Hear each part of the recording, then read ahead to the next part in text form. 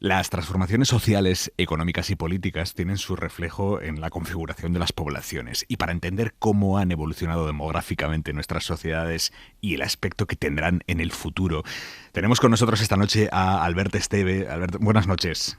Muy buenas noches. Que es demógrafo e investigador, director del Centro de Estudios Demográficos de Cataluña y profesor de la Universitat Pompeu Fabra.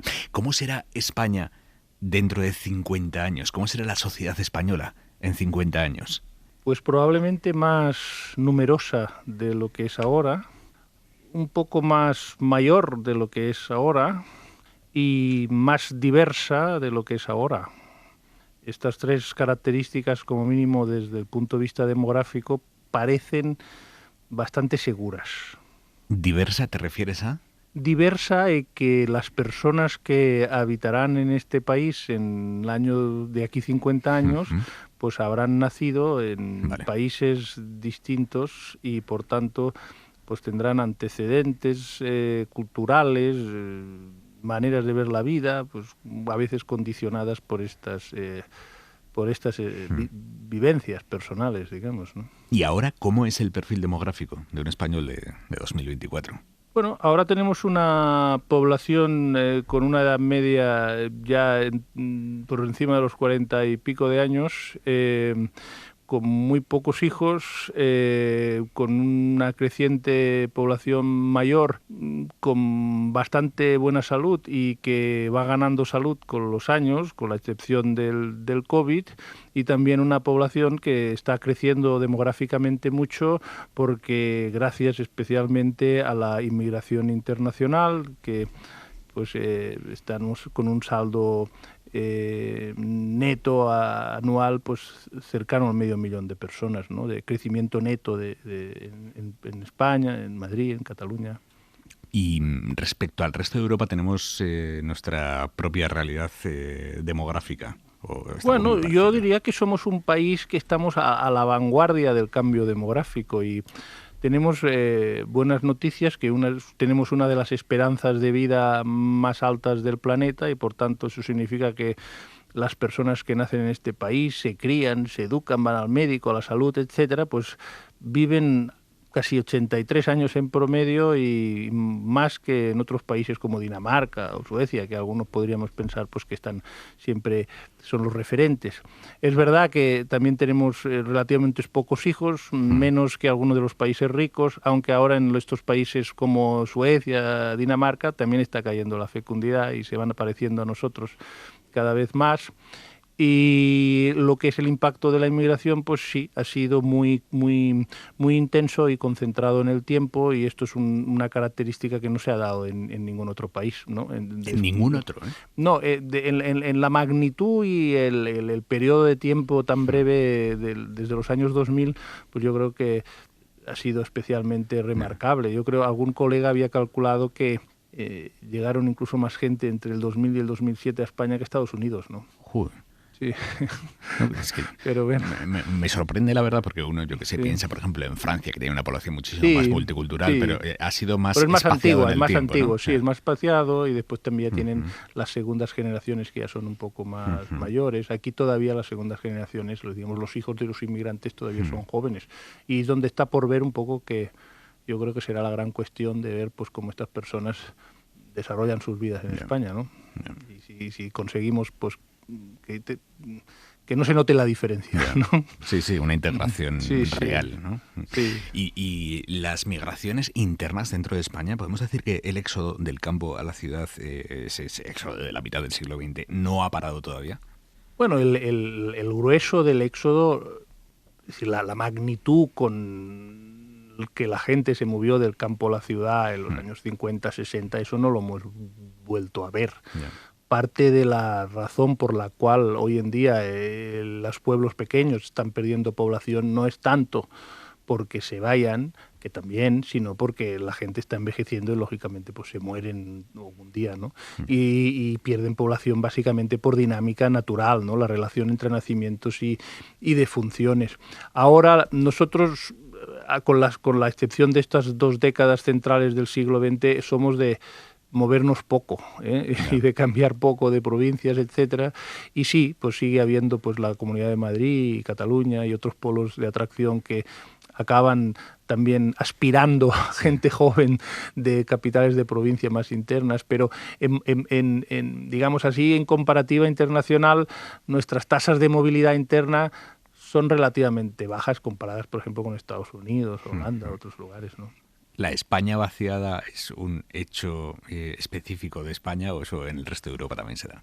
No, en el resto de Europa hay muchas zonas que, sobre todo en la Europa del Este, que están muy despobladas, ¿no? y que básicamente es debido a que la gente joven se va, la gente mayor envejece y lógicamente la gente mayor, pues no, a partir de una edad ya no pueden contribuir, digamos, al aumento de los nacimientos, y con la particularidad en, por ejemplo, la Europa del Este, de que no llega a inmigración, ¿no? Yeah. Aquí tenemos pues este elemento que hace que nuestras poblaciones sigan creciendo. Pero la famosa España, digamos, vaciada, pues si uno mira las pirámides de edad de estos municipios, hay municipios que tienen unas estructuras muy, muy envejecidas, ¿no? Nosotros nos pidieron hacer un cálculo una vez de... Aunque si consiguiéramos el milagro de que en Castilla y León, por ejemplo, todas las parejas jóvenes se quedaran en los pueblos y todas las parejas tuvieran 2 hijos en promedio, eso es un escenario ficticio, sí. ¿Cuántos años todavía estarían perdiendo población estos municipios pequeños, ¿no?, de Castilla y León? Y nos salía como 92 años. Ostras. Sí, porque claro, las poblaciones tienen inercia. Y cuando tú tienes una estructura, es decir, si queremos que haya hijos de aquí 30 años, tendrán que nacer las madres y los padres hoy, ¿no? Yeah. Para dejarles 30 años, que estudien, y llegue un día que puedan tener hijos. Entonces, claro, nosotros ya la caída de los nacimientos que estamos viendo ahora, pues ya era una crónica de una caída anunciada, porque hace 30 años ya vimos que bajaba el número de nacimientos, por tanto, eran como 30 años más tarde nos encontraríamos con lo que nos encontramos.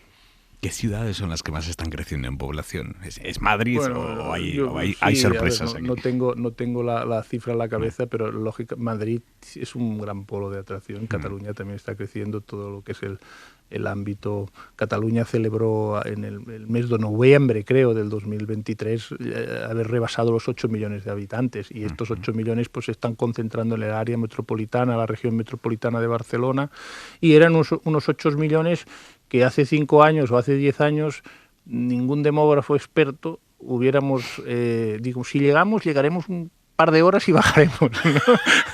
y ahora ya las proyecciones que están haciendo ahora ya hablan de los 10 millones, ¿no? Y España, yo entiendo que también, pues no sé si este año o el año que viene, pues es probable que alcance los 50 millones, ¿no? Es por una pura cuestión migratoria. Sí, básicamente. Sí. ¿Y la inmigración se está concentrando en Cataluña y en Madrid? Sí, en términos absolutos sí, pero si uno mira el mapa en términos relativos, pues también, por ejemplo, si uno mira el mapa de Cataluña, que es el que conozco mejor, en qué municipios hay, por ejemplo, más de un 30% de población extranjera, pues eso ocurre en Barcelona, pero también ocurre en Sal o en pueblos cercanos de Girona, ¿no? Entonces, es decir, que en términos relativos está. El tema de la inmigración, claro, nosotros pues hablamos de migrantes, ¿no? Pero claro, son de orígenes muy distintos. Yeah. Y con digamos, estrategias migratorias muy desiguales. Entonces, yo creo que, bueno, por ejemplo, hay municipios pues donde van británicos. Los británicos no suelen venir jóvenes, vienen gente mayor, que tal. Los senegaleses son básicamente, mayoritariamente hombres. Hondureños son básicamente mujeres. Otros son de todas las edades. Otros son súper jóvenes, otros son mayores. Y es decir, que la diversidad un poco de pirámides de población que hay detrás de cada colectivo de migrantes es muy distinta, ¿no? Y cómo se sitúan en el territorio también. Hay una cosa que siempre me llama la atención y es esta frase de necesitamos a los inmigrantes para sostener nuestro sistema de pensiones, que puede ser cierto, pero me parece que es una frase que esconde también algo de racismo, de clasismo. Sí, porque parece que sea un uso, digamos, solo interesado, ¿no? Y utilitario, y decir, bueno, tenemos aquí un déficit, vamos a cubrir las pensiones. Lógicamente los migrantes que trabajen en España, primero que dejarán, no se les puede llamar migrantes toda la vida, ¿no? Entonces han migrado alguna vez y lógicamente pues estas personas también tendrán derecho a sus pensiones. Yo creo que el tema de las pensiones, pues bueno, ya se está pues retocando un poco, nos harán trabajar un poco más, intentarán que coticemos un poco más, nos invitarán a que si ya nos podíamos jubilar, pero nos darán algún incentivo para jubilar más. Es probable que la gente mayor del futuro no sea como la gente mayor de hoy y gastarán, porque hay gente ahora, se está jubilando gente con un nivel adquisitivo muy alto, entonces no es jubilarse y quedarse en casa a las tardes y un paseíto corto, no, se van de viaje, etcétera. Entonces supongo que esto a la hora de recaptar impuestos y IVAs y consumos y esas cosas pues también se notará, ¿no? ¿Podemos saber cómo será una familia en España en 2050? Una familia tipo. Bueno, pues yo creo que estamos asistiendo a un proceso, digamos, de no sé si sonará muy técnico, pero de desestandarización, es decir, de lo que es una familia típica.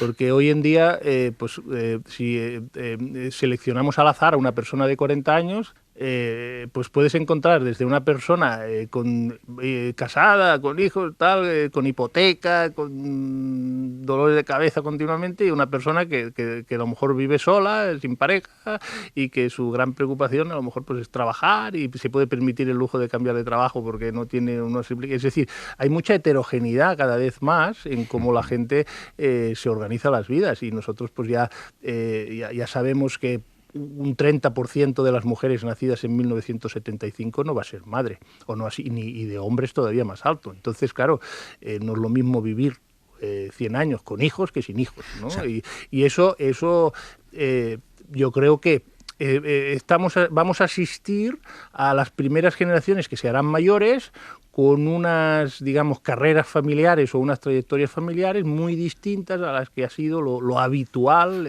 durante muchas décadas. Y veremos cómo se organizan, claro. Eso te iba a preguntar. Eso claro. No, entiéndeme la pregunta, desestructura la sociedad tal y como la entendemos.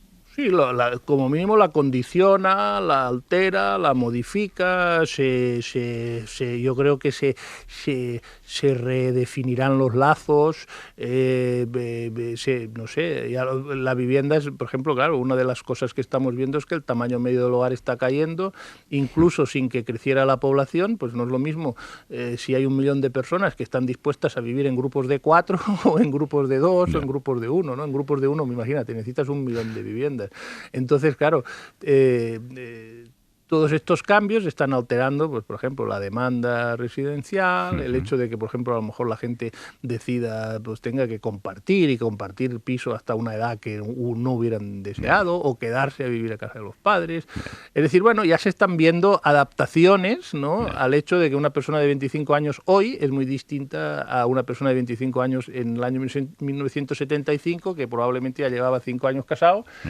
Y ya tenía un pisito y le faltaba poco para pagar porque las hipotecas eran cortas. Es decir, bueno, se está como moviendo. ¿Tenemos datos para saber si nos emparejamos más o menos que hace 30, 50 años? Sí, a ver, yo creo que tenemos datos para saber que lo que es lo que es el matrimonio, lógicamente, ha caído, lo ha sustituido una unión libre o la cohabitación o la unión consensual, como lo llamen. Sí, pero no te pregunto tanto por la fórmula, la forma, sino por el hecho de... está aumentando el número de gente que no tiene pareja, sobre todo una pareja de largo recorrido, ¿no? Por ejemplo, una de las razones que nos dicen muchas mujeres y hombres de 33 años, se dicen, ¿a usted le quería ser madre o padre? Y sí, me hubiera gustado. ¿Y tiene los hijos que quería? No, todavía no. ¿Y por qué? ¿Qué es lo que le han pedido? No le ha facilitado. Y dice, pues no tengo pareja. Entonces, claro, los mercados matrimoniales, que nosotros llamamos se están alterando. Entonces, en parte hay un desapego a lo que es la institución más de relación de pareja larga. Tampoco, si no hay una prioridad para tener hijos, también la pareja era, ¿no? La mayoría de los hijos nacen en el seno de una pareja es más o menos estable, y después también los criterios de búsqueda del mercado matrimonial pues se han ido alterando, y por ejemplo con el cambio de papel, digamos, de la mujer en el mercado laboral, el hecho de que ya no, digamos, el matrimonio, este arreglo más tradicional, pues está cayendo, el hecho de que hombres y mujeres buscan un perfil más o menos parecido, el hecho también de que las mujeres, lógicamente, pues ahora salen de la universidad en mayor número que los hombres, y por tanto hay que a veces también hay gente que dice que hay como un déficit de buenos candidatos para mujeres con nivel educativo alto, ¿no?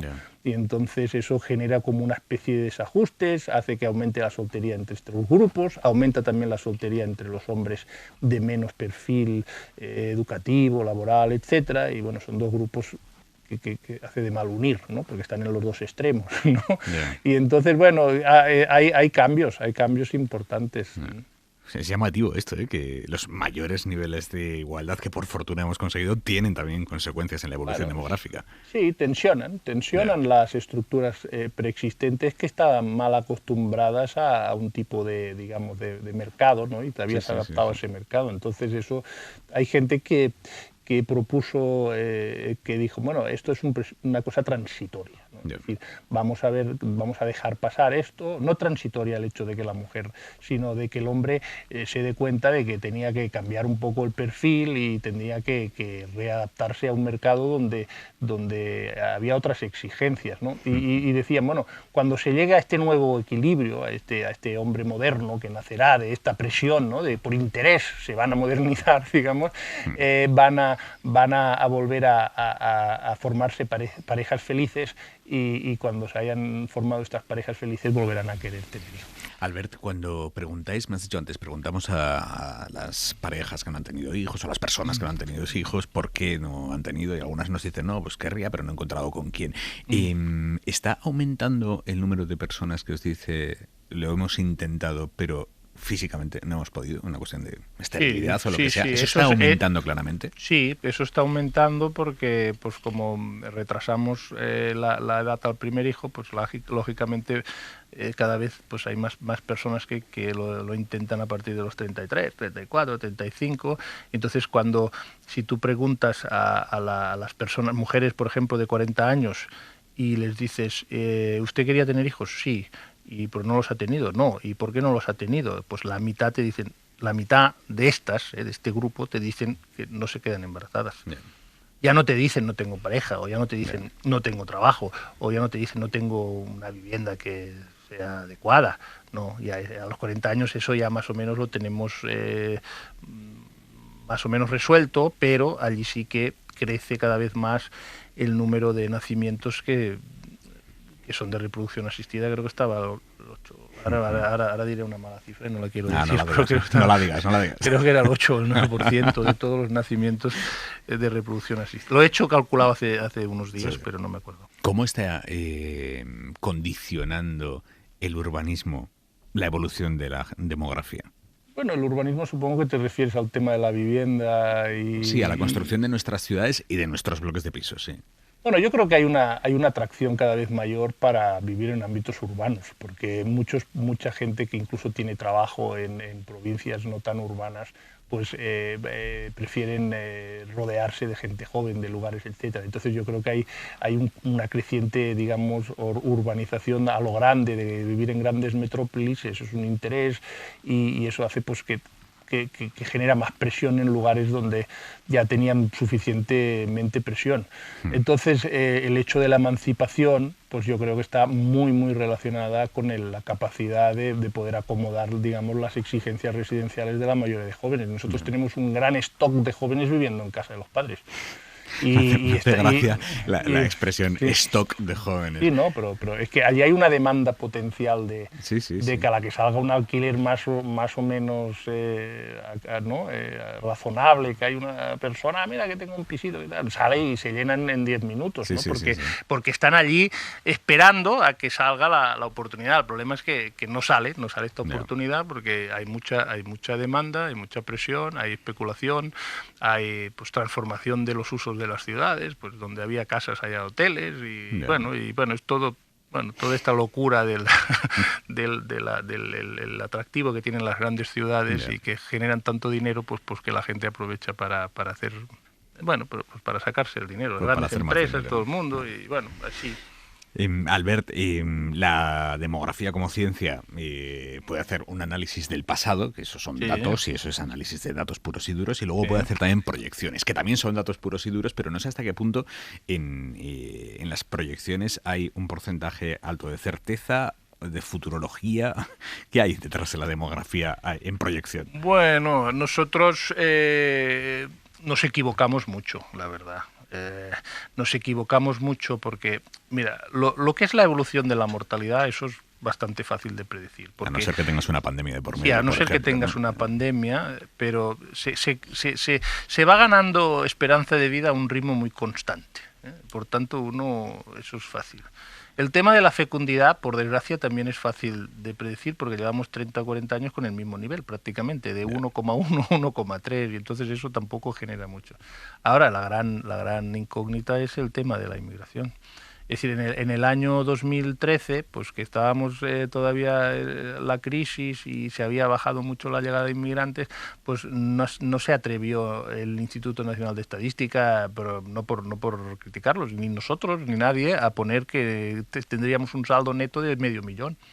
Ahora, cuando en el año 2020, en plena crisis del COVID, se publican la cifra de personas que había llegado en España en el año 2019, y dice, ups, con un nivel parecido al del 2005 o al del 2006, ¿no? Yeah. Y entonces automáticamente se rehacen las proyecciones y se añade este escenario de 500.000 al año, ¿no? Y ahora con este 1.000.000 al año, pues claro, llegaremos a los 50 millones en España. Se ha llegado antes de lo que estaba previsto, a los 8 millones en Cataluña, y probablemente Madrid también haya superado todos sus récords. Albert, terminamos aquí, pero quiero preguntarte claramente, ¿nuestro estado del bienestar está preparado para la tendencia demográfica que se dibuja en España? Bueno, a ver, yo creo que el estado del bienestar está mutando constantemente, entonces más que probablemente ahora no está diseñado para estar preparado, pero tenemos que saber si es suficientemente flexible como para adaptarse. Entonces, por ejemplo, yo creo que en el tema de las pensiones, pues ya cada 2 o 3 años hay alguna novedad, ¿no? Ahora esto que te decía, pues incentivar a la gente mayor que trabajen 2 o 3 años más, y a cambio de esto, pues les das un dinerito más cuando se jubilan, etcétera.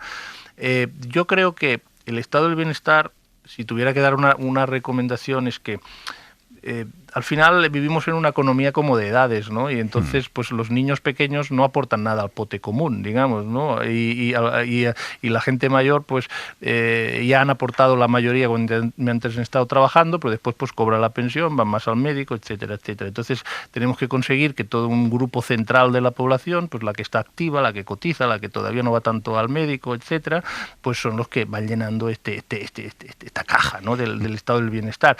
Ahora, es verdad que hay unas edades muy críticas, yo creo que entre los 30 y los 40 años, que ya el sistema piensa que ya estás para poner en la caja y no quitar nada de allí, ¿no? Yeah. Y yo creo que para el tema de esto de la familia y de la fecundidad son edades cruciales, ¿no? Entonces allí tú puedes tener una persona que dicen, bueno, que por renta ya tiene una renta aceptable, etcétera, etcétera, pero bueno, resulta que no se puede permitir, o se está espaciando el tema de los hijos porque no los quiere tener, está hasta arriba de la hipoteca, le acaban de subir los... Es decir, creo que entre los 30 y los 40 años, hoy en día, las personas nos jugamos muchas cosas, y es la zona de nuestras vidas donde el estado del bienestar tiene pocos productos para esta población, ¿vale? En cambio, por ejemplo, hay muchas políticas de vivienda que están pensadas para gente de emancipación joven, que están bien, pero muchos de los jóvenes viven con sus padres, bueno, tienen un trabajo a lo mejor poco pagado, pero todavía como no tienen unas cargas familiares y tienen un nivel de vida relativamente aceptable con ese poco dinero, no estoy generalizando mucho, pero yo encuentro que quizá repensar un poco el estado del bienestar para que estas edades tan críticas, donde se forma familia, donde se compra una casa, estén un poco más respaldadas, más acompañadas, a cambio de que cuando tengan 65 y 70 años, que los niveles de salud y estarán estupendas esas personas, pues poderles rascar un poco más por ahí, no sé. Es decir, como repensar el ciclo de vida, ¿no? ¿Dónde estamos apurados? ¿En qué etapas de nuestra vida estamos realmente apurados? ¿Y en qué etapas, si el país o la sociedad realmente se cree que hay que como mínimo conseguir que todas aquellas personas que les ha pasado por la cabeza reproducirse lo puedan hacer, no obligar a nadie, ni obligar a nadie a emparejarse, pero lo que sí que sabemos es que hay una brecha entre lo que se quiere y lo que se tiene. Bueno, pues trabajar esa brecha. Y dice, ¿por qué se produce esa brecha? Pues se produce por las cosas que nos pasan entre los 30 y los 40 años. Es decir, hacer un poco más de cirugía en el estado. El estado del bienestar es como muy bruto, ¿no? A los 65 venga, ya, pum, ya se ha acabado, ya pasas a otra. Digo, no, hombre, no, vamos, cosas más graduales, más, no sé, en función de cómo estemos, etcétera. Albert Esteve, demógrafo, director del Centro de Estudios Demográficos de Cataluña, profesor de la Pompeu Fabra. Gracias, Albert. Bueno, pero déjame decir que hice un cambio hace poco y soy de la Universidad Autónoma de Barcelona. Lo digo para que no se enfade el rector de mi universidad. Pero bueno, puedes decir las dos. Vale. Muchas gracias. Venga, Albert, gracias. Chao.